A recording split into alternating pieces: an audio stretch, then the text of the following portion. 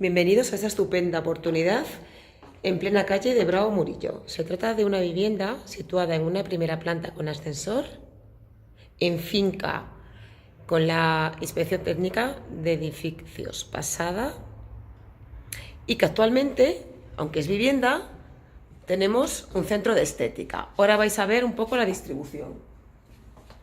Nada más entrar nos encontramos con el mostrador, esta es la parte del negocio. Antiguamente eran 4 habitaciones y la propiedad la ha dividido en el centro, como podéis ver, con varias cabinas, es un espacio muy amplio, y en 2 dormitorios que vamos a ver después a continuación. Aquí hay un aseo al fondo, bueno, no es un aseo, es un baño con plato de ducha y mampara. Una de las cabinas, otra.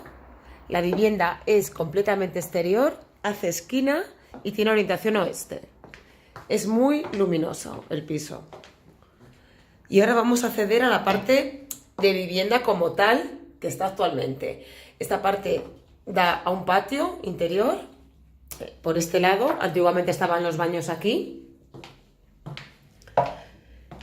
Aquí tenemos la cocina que también da al patio, quedaría equipada. Un baño completo con bañera y mampara.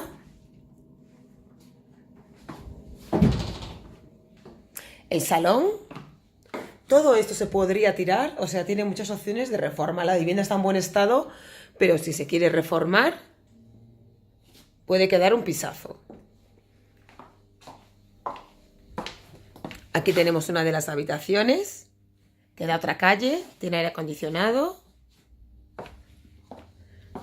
Aquí tenemos la esquina.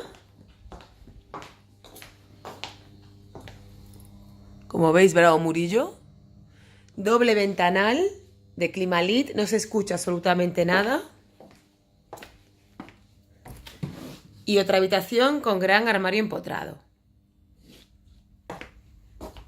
que también da a una esquina. Mejor venid a verla porque es una verdadera oportunidad, tanto para poner un negocio como para vivir o ambas cosas.